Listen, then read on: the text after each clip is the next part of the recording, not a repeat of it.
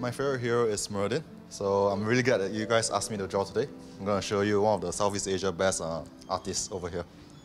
What most professional artists will try to do is you start with the contours, the outline of the hero. Okay. Oh, the best thing in Meridian, I think, he's a very tanky hero. So he's the type of hero that can go in and out. And Meridian is one of the heroes that I played in one of the 2015 regional tournaments, and it was one of the first few tournaments that I won for Heroes of the Storm. So it brings back a lot of memories for me. I would say my favorite Meridian skin would be the Legendary one. I think the name is called Marauder Meridian, the one with the red tin. He has like rockets behind him, so it looks pretty badass. So I like the skin the most. I'm really happy with this.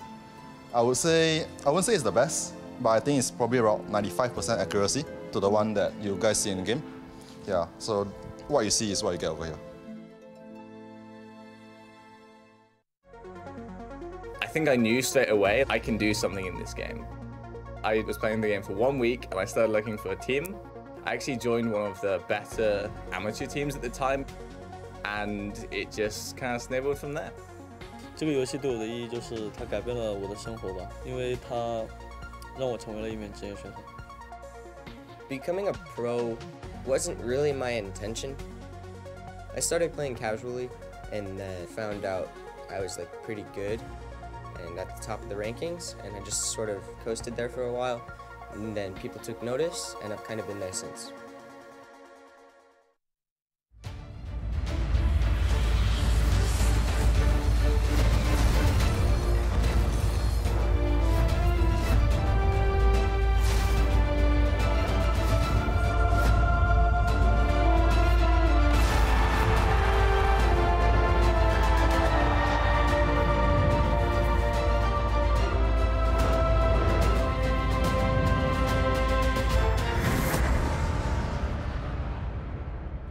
One final series here for the Mid-Season Brawl, day number 3 for the HGC, as we get into what is potentially the biggest challenge here for the Deadlykittens in their group. They're going to be going up against MVP Black, a team that has a lot of hopes resting on their shoulders for taking one of the very top spots here in the tournament. I'm joined once again by Gillyweed, Dreadnought, and Fan. And overall, this is going to be a mountain to climb for those little paws. That's a good way to put it, but cat claws do help with climbing, so maybe there's a chance. They got to see some of what MVP Black was pulling out versus Nomiya. It's just whether or not, how much of that was true and how much of that is MVP Black being MVP Black. Yeah, I expect MVP Black to kind of have some fun with this match as well until they feel tested. It's not uncommon for them as a group to be able to do that, and I do think after what we kind of heard from them, it was a bit of a morale boost. If anytime that they feel like they can, they will be able to do that, and I think Deadlykittens is that kind of opponent for them. Fan, looking at MVP Black here, in the previous game that they were playing, they were basically commentating their own game. Are we going to see more of that kind of meta style, or what are we expecting from MVP Black's comms at least? I think that's fairly likely in this game, I think, like Dredd said, they're going to have a bit of fun with this one, but I wouldn't count Deadlykittens out completely. Last game, they actually shocked me. I was predicting the other way because I did not think they could push the tempo to a point where they end the game before 20, but they were doing pretty well. What are they doing? MVP Black is already. Are they testing their mics? Sucke's just humming. Yeah, they're just testing their mics. They're all just going, Were you here for about when they were playing it before when they drafted the hacker and he was going the hacker. I was like, That's like Zuna's Johanna song, man. That's too good. Zuna's Johanna song? Johanna. Every time you pick JoJo, every time. You'd be like, we going JoJo? I've heard that before. This is fantastic. All right, well, let's focus on MVP Black to start things off, of course. Sake has gone off the deep end today. There he is himself. Is he still humming? No, not yet, No. but he's still bubbly as ever, man. Yeah. I think it's cool that...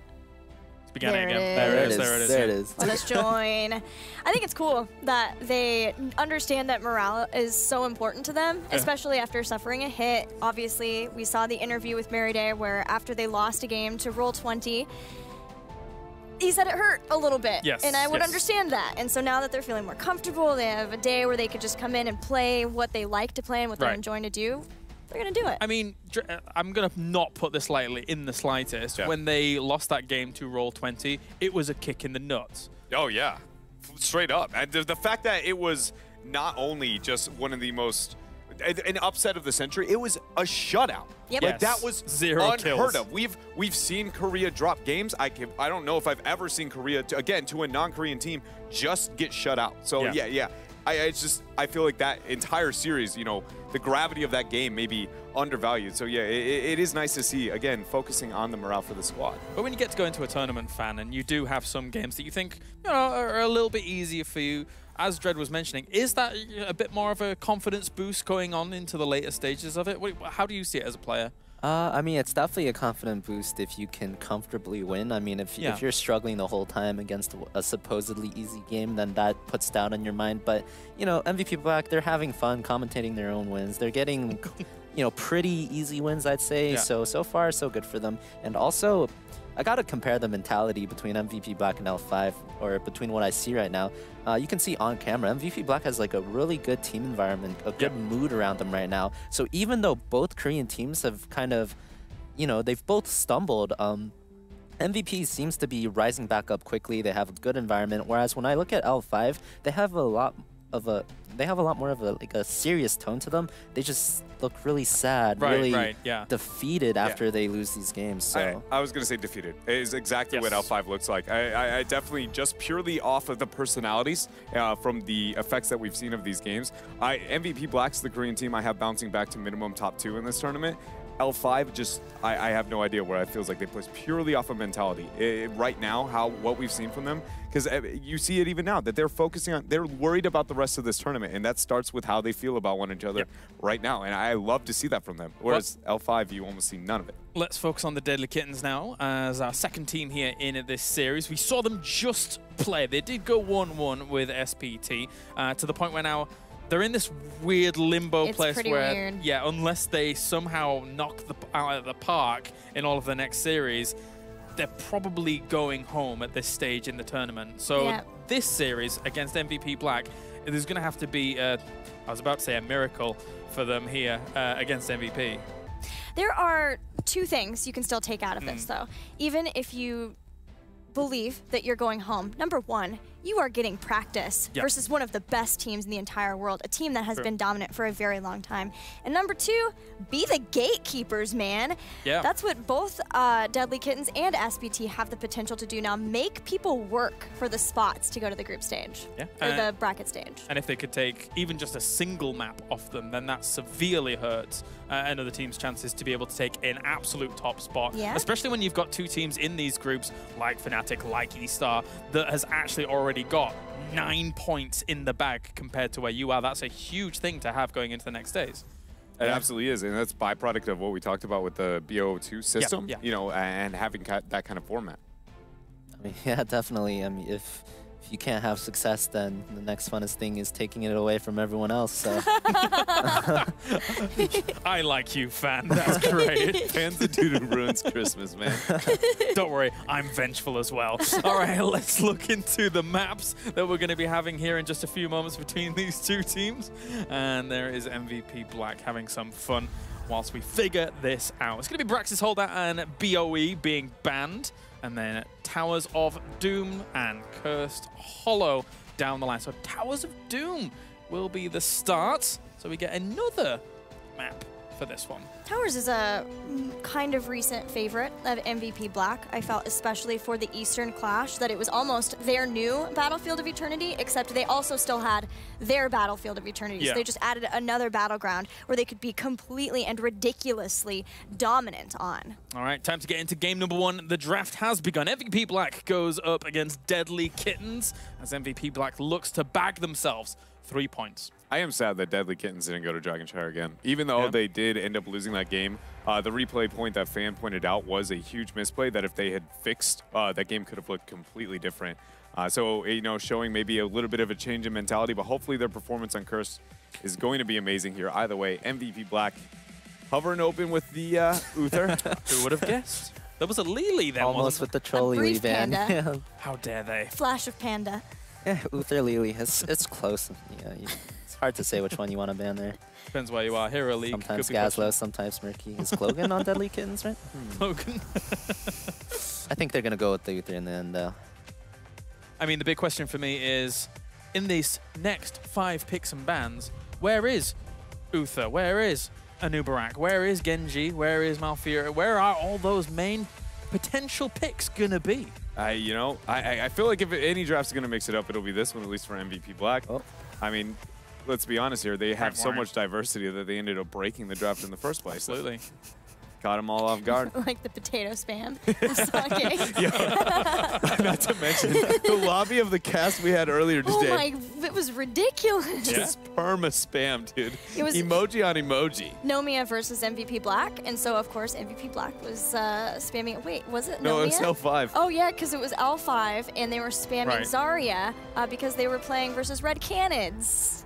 The pink hair of Jay Shrek 10. I like it. I like it. I must say, I do love the new emote system since 2.0. My favorite one is the cool Ragnaros that's just blue.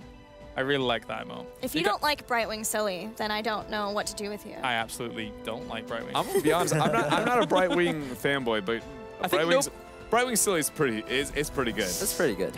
It's up there in the world of the you know emojis that we have.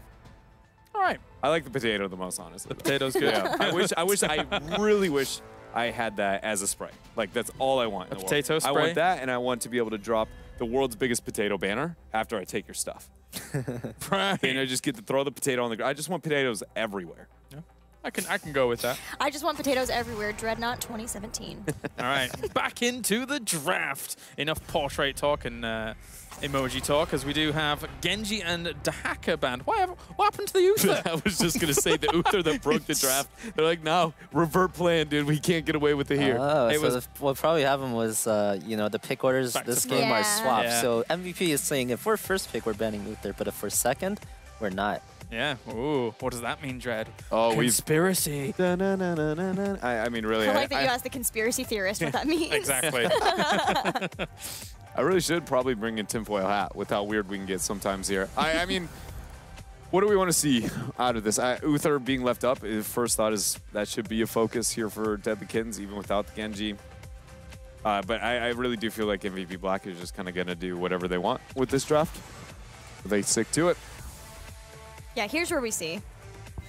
I think they'll stick to the norm. It usually makes the 1-2, when MVP Black gets weird, the 1-2 is usually normal. Is it? The 3, and it's the 4-5 where they're like, yep, it got a little weird. It all depends on how much they show in like the key roles very early on. I've also noticed that they'll always keep one or maybe 1 to 3 players the same roles. And then it's the other couple that get to switch things up. But there are at least a couple of members who stick to their key roles if they're going to swap things up.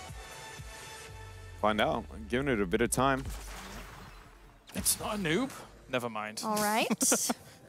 More and more common these days. We're seeing the new mouth pick together whenever possible. He's like a cockroach. You just can't get rid of him. It's amazing. But anyway, that is the Malfurion as well coming in. A slightly cool thing to be able to note with that rotation for MVP Black is the fact that it's showing fear of the support choke. Emphasis into the Malfurion early on, which again hasn't been necessarily not unheard of, but it hasn't been the core go-to as much as it has been for the western side of the world. Deadlykittens, what do they want to do? Greymane's available, Tyrio's available. I feel like I say the same thing about these 5, 6, 7, 8 heroes between them. It's currently in this state of time. It's just, do they want to go that direction, or is somebody going to attempt to move outward? Because right now, just raw aggression seems to truly be forming that meta. They made that same 2-3 rotation when they were first pick on Dragonshire, so I agree. I echo that. I think that they'll pick those two up. They didn't have Uther at the same time, though. But double invulnerability seems pretty good. Yeah, it is pretty neat. And it can even lead to some really neat cheese on Towers of Doom, even though you don't typically think about it, just because the win condition is, in fact, getting a channel. Uther not only having the Divine Shield, the Sanctification, together, especially with the 20 upgrade, you can make it to where you can 100% capture shrines. I like how yesterday me and Gilly were watching a game, and that happened on Dragonshire, and I was like, I've forgotten about that. Well, I haven't seen it in so long. Yeah. You know, another really... and he's going to stun, and shield, and game. You know what's a really weird thing about Uther that we haven't seen in a while is when you Divine Shield yourself, because you can instantly react to the mount, you can actually get farther by mounting than not mounting. And so, like, only body blocking can affect you. I'm pretty sure he really wanted it or something. I think they were surprised that Deadlykittens banned Tassadar. Yeah. Is it because they wanted it? Or I think it's because they wanted it. Absolutely because they wanted it. Listening to that. I mean, you can't be that surprised by it. Task Tracer, Task Follow, it's something that we've seen again and again, and it's strong. I've never heard a more violent reaction to a ban. It sounded like a Colossus smash or something, dude. He's just, pure rage. Who was that even? It was Sake. He's off his head today. I can't believe he's all over the place. Well, I love that team so much. with the task ban, there it is already. I was gonna say, I imagine we have to see a global of some sort. Right. Those are generally your two best bets, either a global option or just go for the ultimate sustain fight with the task. Wonder if they'll take the false stat and just do a full global deny here. Yes! Oh, here we go. Again! Panda power. There is a difference between the last time that we saw it. Uther is a casual stun to be able to get the interrupt. Last time they brought out the Chen Abathur, the only interrupt that you really was kind of convenient to throw out, and again, you don't want to, was kind of the hook. So anytime you get a stun that you are comfortable interrupting the brew, yeah, it's really what you want, and Uther is at least that hero. I mean, is that stun, though, really something that you want to say, I want to interrupt this drink compared to something that's a bit more valuable? Yeah, again, it hits one of those things where it's, again, not the most optimal. You always are going to want multiple stuns, especially if that's the only one you have in your team. But committing into the Tyrael, which is where we saw MVP Black pick this last, you need a secondary stun warrior. Otherwise, Chen himself will be very, very comfortable. I do enjoy that MVP Black, and you know, the Korean teams in general came in saying, we want to figure out our meta during this tournament. MVP Black proceeds to say, let's Chen twice in 2 games. To be fair, they were playing in an HGC. Yeah, so they it's were, just they were. We've taken a look at the meta, we've seen that mobility is a thing, and we're going to take Chen to just do it even more. We've picked up our own meta, and that happens to be Chen. No! Double time! support. Absolutely not. That's pretty wild. That's something that I haven't seen in a long time myself, to be honest. Brightwing getting an opportunity. MVP Black is no clone target right now. I'm kind of wondering what they're going to go with. It could be Li Ming. I know Sake's been practicing a lot of Medivh in Hero League. It doesn't even really make sense here. I kind of want him to go Medivh for some reason. Oh, it does sound like a lot of fun. Watching the Chen Abby Medivh like cycle through the unkillable mobility, that would be hectic. Yeah, I mean, I feel like if they... You know, that's a little too much fun. I feel like they need a bit of a stronger pick for this last pick, but we'll see. Fan the fun killer. Exactly. Well, he did revel in people's miseries before. I know. He's vindictive. I like it. I like this vindictive fan. If it's, again, Reset playing Chen, then we are still waiting on Sake's hero. Falstad is immediately what comes to mind here. Yeah, but Falstad was the obvious one, but you would pick it in the Chen slot and then hide your Chen for last pick if that was the case. Okay, so it is the Li Ming there. More of the serious tone. Yeah, a little bit with the Li Ming. You know, you can only venture so far outward, and I guess the line is drawn at Chen. So, Uther Brightwing. Yeah. I guess Brightwing for a polymorph on Chen as well. Yeah, and it's a double support for the Illidan. You don't have the Tassadar, but Brightwing can give extra shielding to the Illidan if needed. So I only wish that when you actually polymorphed a Chen, he turned from a giant panda into a very small, cute panda. That would make my day, actually, but I guess that's not the case in this game. No. I guess not. No. Blizz, if you could get on that, I would appreciate that. Thank you very much. I know my wishes are very important. What would Lily turn into? What would Lily turn into? A really, really small panda. Like, you just shrink ray them and then you get tiny. Yeah, I guess so. Things you haven't thought about. If you polymorph something, then shrink ray it, does it get even smaller? Don't believe so. I don't actually know that. Tiny squirrel. I wish that was a thing right now. Really tiny squirrel. All right, we're going to go into predictions after I've rambled a ton of nonsense. So, Gilly, take it away.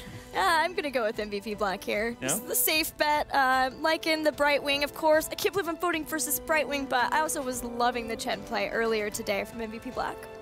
Hates Brightwing. Continue. Yeah. I'm not a big Brightwing fanboy either, and especially in this circumstances. I got to go with MVP Black. I mean, we've already said it. We know the name. We know the team. They're a powerhouse. And Stone Cold Heartless fan? Yeah, this time I think the power disparity is a little bit too big for me to believe on the other side. Gonna have to go with MVP Black. All right, thank you very much, guys. Let's check in with chat to see what you guys think as well. I can only imagine... Wow. No. Kittens fans! That's an interesting one. Yeah, people love cats. I guess that's the thing. All right, let's get into game number 1. We're going to be with Jayhow and Trixler to find out who's going to be victorious here at the end of the day. Chat trolling the casters, man. They were talking about it. I saw you guys. I know what we were doing. But yes, right now we have Illidan versus what many would call fat Illidan on the other side. So I'm pretty excited to see this. Jayho, how about you? I'm always excited when it comes to MVP Black, one of my favorite teams. And they are going to be on the left in blue with Merryday playing Malfurion, Tist on a Nubarek. Kyocha will be manning that Abathur, Reset diving that backline on Chen, and Sake rounding it out on Li Ming. And the Deadlykittens on the right, getting better after every single game. NSG here will be playing Uther, Mur will be on Tyrael, Zays on Greymane, Innover on Illidan, and Stronger on Brightwing. Well, I tell you, you know how to deal with something that dives your backline, Trixler? You hammer it to death, all right? Wow. Right? So Hammer of the Lightbringer, level 1 for Uther, instantly just a talent that sticks out to me like, all right, double support. You've got Uther, you've got your Poly. They're looking to lock people down and then see what they can do in the middle of it. I mean, getting a lot of Hammer of Justice will be great. Use that with Brightwing too, and maybe you have a chance to burn down that Chen. But Reset, already charging in here, dealing with the pressure of Stronger and Innover. Innover hoping to trade out as well, but with Merryday to show up, Deadlykittens are going to be forced to retreat. All right, for what it's worth, Innover recognizing that you save your polymorph for when Chen starts the drink. It interrupts that shield building, so it's one way to do it. And Zay's obviously having a little bit of fun as he throws down a little bit of spray, the pleb spray, if you would. Dropping the spray pants, you got it too, especially when it's getting late here. These players have been playing for a long time. This is game number 7 of the day, and they're here to have fun and, of course, make sure to secure those victories. Now, I do want to see what's going to happen here when we do have the fights later on. Right now, looking at Brightwing, she is moving into Hyper Shift, which is a pretty big indicator that at level 7, we're going to get that phase shield that could be coming in to make sure that Illidan is just that more powerful. Reset with that Abathur hat is just giving Innover all he can handle. Innover forced to go out, but now we have Mur coming up to help defend as the polymorph goes in, and they're staying on top of this. They are looking at Tist right now. Yeah, Tist trying to move to the right here to get tension away from Chen, and the Deadlykittens will get first blood of the day. I don't know what it is about these games. L5 falling first, MVP Black falling first. I don't know what it is, but I think I like it. Now it's looking pretty good here. 130, and the Mercs have spawned in the top right. I expected Greymane to move over there and start getting set up, but Deadlykittens have yet to move on to the mercenary camps and start burning them down. I'm going to make sure you have the pushing occurring, but here in the very top, the north, they are going to have their own sappers to start pushing, and Greymane has started in the bottom right. Great call here by the Deadlykittens. They are setting up the map to be controlled. Yeah, I really like this, Trixler, because it allows them the opportunity to take advantage of the fact they have an Abathur on the other side, although it looks like they're going to get caught out. That is a lot of stuns. The armor's there. Somehow Uther is alive, and Zays is going to make it out as well. Surprisingly enough, Deadlykittens controlling right now. Yeah, they're going to spread out. Brightwing's in the top right. Can Mur delay the ulter here in the bottom, though? He is going to get Merryday off by throwing out the Eldruin. We're going to have Uther on the right side, too, to help out with the delay. And it could be a possibility here where the Deadlykittens could grab the shots. They actually grab the one on the top of the left here, and MVP Black goes down to 32, and NSJ is still slowing down that ulter. I don't know, but Stronger trying to get out of there on Brightwing. Getting dove upon, is going to die with the help of Abathur. Mur trying to jump away, but Reset is going to go down in return. And Zays trying to roll away Mur as well. I can't believe this is actually happening here. Deadlykittens keep control of the fight. Slowly but surely, they are getting pushed out, but there is still one lone ulter in the bottom. Deadlykittens taking the advantage of Abathur being on the opposing team and using their bodies here to grab as many shots as possible. And NSG being the MVP of this game, I would say so far, just slowing down this ulter now, what, 4 times? Throw out some Holy Shock action going on. Brightwing coming in. They're going to delay. Remember, if Deadlykittens gets this, 40-0 Dream is still alive. 40-0 Dream, man. We may get it twice in these big events. Zays on the side here, ready to flank on in and get towards Merryday or Sake if the chance does provide itself. Here comes Innover, and they're moving in, putting damage on Merryday. Yeah, but Stronger on the other side is going to go down first. Mur trying to figure out who he wants to support as the fights are split between left and right. NSJ going to go down support on the way for Illidan to keep the heals and the armor up, so they're staying on Tist with that.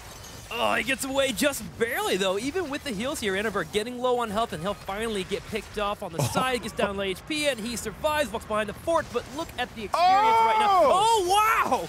Reset going in there and securing the kill. And they don't have enough damage in return. The cannons are firing. Oh, but Murr goes in, does secure the kill. We're looking at 7 kills already just 4 minutes into the game. This is ridiculous right now. Both teams just going at it, man, but straight up throwing punches left and right. MVP Black does get to 7 before their opponents. Abathur making sure to soak as much as possible, but the Deadlykittens, they're not out yet. They're keeping up the aggression. You know you're having a good time when you just want to kill somebody behind the wall when you're Chen. Now, Chen is one of the few heroes that can do that. He's going to jump right back out. Unfortunately, there was enough follow-up there, but this game starting out interesting to say the least. Yeah, between Elusive Brawler and, of course, the wonderful Boulder Flavor, he thought he had just enough to get through it, but sadly missing out there. Murr coming in there with material, bringing out the final blow. Murr's being grabbed for both teams here. Deadlykittens on the right side will be getting a push, but already MVP Black should be able to answer back with their own mercenaries here on the bottom side, and experience is starting to tie up.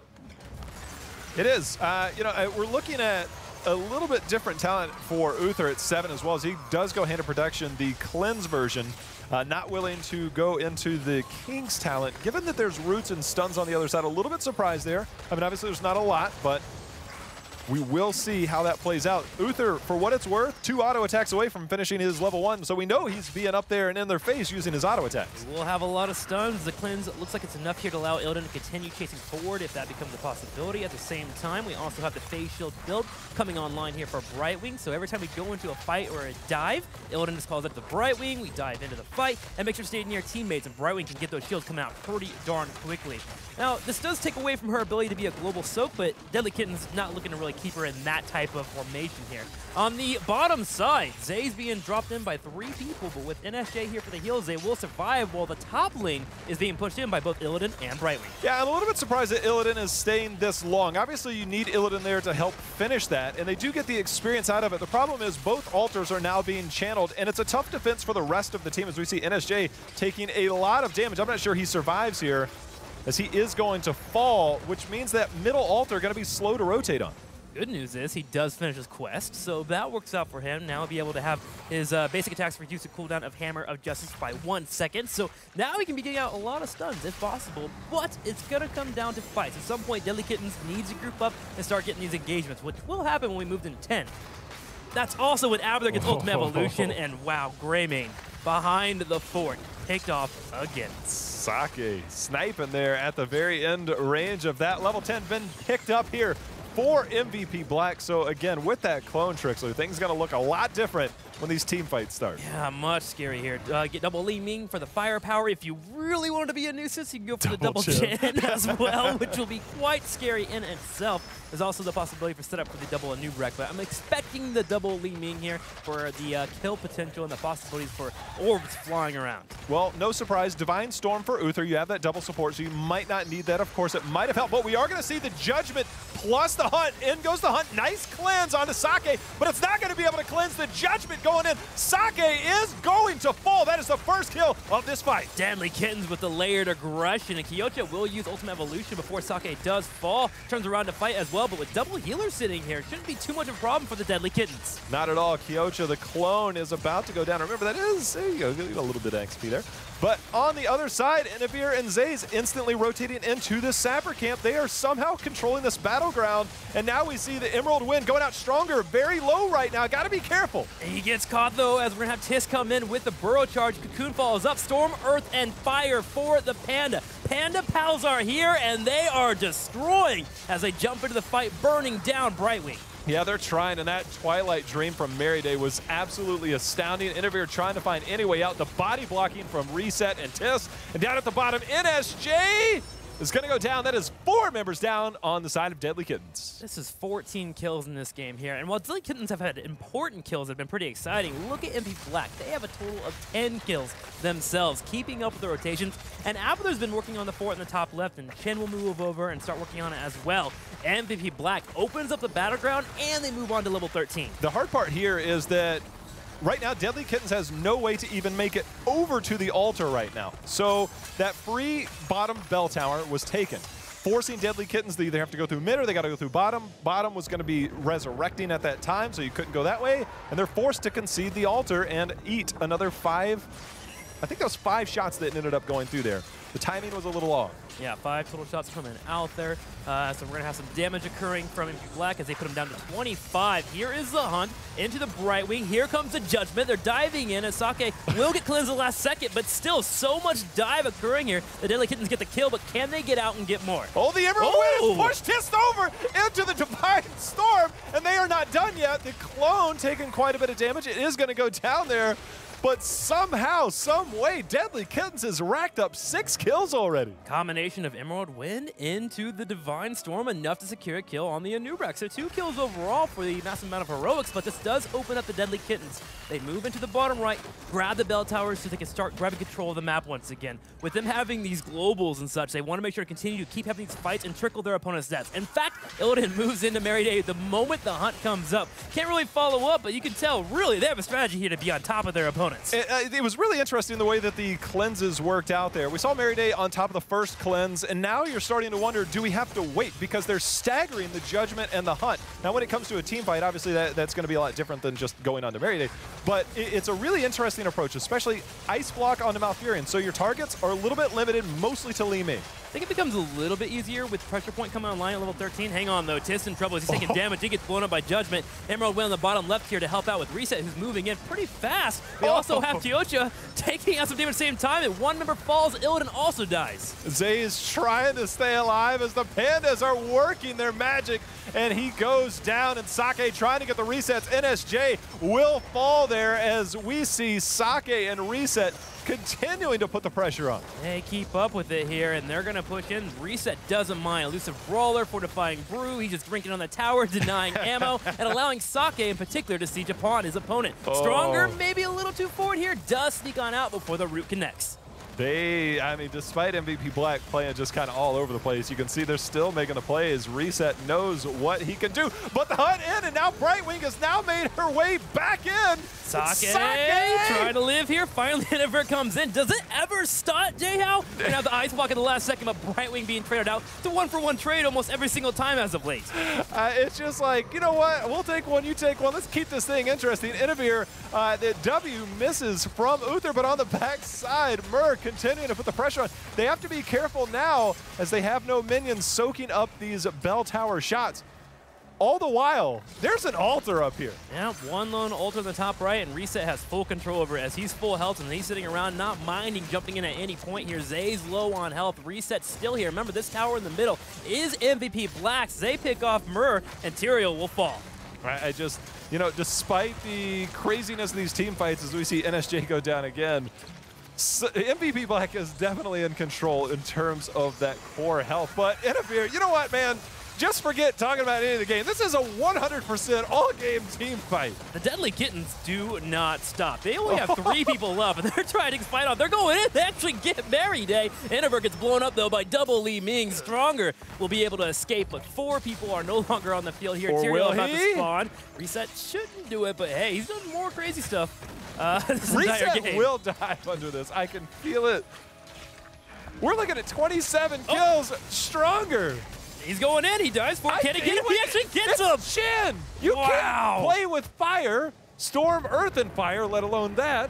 MVP Black is taking this battleground, taking kills. They've taken almost all of the towers. The one in the middle will finally get defended here by the Deadlykittens, or at least get low, but they also took the altar in the top right corner. So MVP Black continues to keep controlling the battleground, while Abathur, throughout all this chaos, continues to push in lanes. I just don't even know how to describe this. I mean, at the end of it all, I can't wait to hear Dread. I know somewhere he's laughing and probably scratching his head all at the same time watching this. But right now, Deadlykittens, for what it's worth, Trixler, is at least giving MVP Black something to think about. Well, this morning when the Red Can had said that they were going to go full YOLO, this is the full YOLO that I was expecting. Deadlykittens are delivering, but you can see the side effects if you're not completely on par with the engagements that you want. 32-14 right now, and MVP Black in a strong lead, and they continue to keep that lead as they burn down towers whenever they have that chance, and anytime anyone walks forward, Reset just goes in with the aid of Tisk. There again, Tyrael falls. Yeah, just no support there. NSJ not able to make his way over. Now we have 4 Pumpkin Sappers, and they are all crossing the line, taking the core health of Deadlykittens down to 10. Deadlykittens at least hide on talents here for a little bit longer before MVP Black does hit 20. It seems we actually have a calm in the storm for the moment, while Uther is sitting in the middle lane soaking it up and getting his teammates nice and set up. But with 3 altars now activating here, it's going to be tough here for the Kittens to get anything on the field with Reset just leading the charge. All it takes is 2, and the way this map is structured, Abathur is firmly in play to grab one of these, and it's going to be the bottom. So Deadlykittens is going to be forced to fight. Tyrael's back up. You have 10 seconds until this goes. You have to start to push away from this bell tower because you have to contest the top left, and you have to contest the bottom, because contesting the bottom is a no-option thing, because that bottom bell tower is there. Brightwing cannot be there, but there goes the hunt. They're instantly going into the Sake, but they don't have the follow-up just yet. They're 4-pointing the bottom one. Abathur has grabbed it, so 5 shots go off. Tis does take some damage. He's able to burrow charge away. Stronger sitting in the middle of the fight here has used Emerald Wind, so Stronger needs to get away from the fight. Innover going in. Sake as well being focused down. He takes down a half HP. Can they get the kill? The answer is no, but still Innover trying to get something. Somehow staying in there. Innover just climbing all over everybody. Tis starting to go down. They do get the kill, but so does Li Ming, and that is 2 members down. One of those is Uther, but the other one is the support. Uther going to help support for now, but Mur very low right now, Trixler. Deadlykittens know they have to get something here to even have a chance at grabbing the altar. They've got a Nubrak killed off. Abathur did lose out, or has Ultimate Evolution soon here. Can he actually do that? Oh! Zaze goes in and actually gets a kill here. Day has no mana here, Trixler. Innover is staying on top of Reset, but the Abathur hat on top of that is doing work. You can't stop the chin here. Reset with the hat here from Abathur. Chases anyone he can. He dives with a tower. He gets Zaze. Mur hoping to channel in the top right corner, but it is futile. Day will delay as well, and this should be game as MVP Black shuts down the Kittens. That was one of the most chaotic games I think I've ever experienced. But it was fun. There's no, let's talk about, there's no, zero breakdown on Trixler. Let's talk about what strategically is happening here. It wasn't an option. The idea for Deadlykittens was to come out and just throw punches, and hopefully a couple of them land to the point where they can maybe throw some strategy in there. Sadly, the strategy never came to fruition, as MVP Black just a little bit too powerful. And I think when it came down to level 13, when Pressure Point came online for Chen, they were able to control fights a little bit better overall. The hat came online after became aggressive, and Sake didn't die anymore. Malfear was there for the heals, and it just really seemed to kind of snowball from there. It was there was a brief glimmer of strategic play, because they got the kill up top, and then they were like, let's get some camps. And then after that, MVP Black rotated to the bottom. They're like, yeah, let's just fight the whole game. No big deal. Well, let's hear from the Concave. They definitely have some words about this. I like how all of you are referring it to the Concave now. It's just a thing, but there you go. Game 1 in the wraps. In the wraps. In the wraps. Yep. Wraps. Nailed it. Yeah, there you go. MVP Black looking strong, looking good. Chen killing everything. Abathur, Diamond Skin, Li Ming. It was good fun. It was a lot of fun, and I loved that Deadlykittens was having fun with it just as much as MVP Black was. People were laughing when they were getting kills. They were getting excited. Mary Day was making sounds. It was so awesome, because in the very end, when he got that bolt and he hit the max range Moonfire, he goes, ah! Like literally as he threw it out. It was so awesome. Like, no, you aren't getting that. We're going to win here. It was just so cool to be able to hear that from them, and a dominant game out of MVP. Yeah, very good stuff. Fan, I believe you do have a replay for us to start things off. Yeah, let's take a look at this replay here. This is where the game first starts turning around in favor of MVP. So we see a invade by the Deadlykittens, and if we could pause right here. So what we saw right there was the Emerald Wind segmented MVP out, but the problem is the person they segmented was the Chen, and this guy's not dying to your team anytime soon here. He's got evasion, he's drinking. So if we play it on here, the focus switches to Chen because he's the only one they can hit. The counter engage comes in here. Mary Day says, oh, wait, you're looking at my team? Let me just stroll on right in here, get the max 3-man silence into the 3-man impale. And from there, they chase everyone down. And what was a very even game at 32 to 30 hit points on the core and the 11 to 11 snowballs for MVP after this point. So we can see they eventually chase everyone down there because the Emerald Wind segmented to Chen. Chen is not going to die, and Mary Day casually walks in because he recognizes that Deadlykittens' focus were on his teammates. Yeah, I mean, there were some early kills for Deadlykittens, right, Fan? But oh yeah, plenty of them. yeah, but unfortunately they weren't able to really gain too much traction on that. So looking forwards now, our next map is going to be Cursed Hollow between these two teams.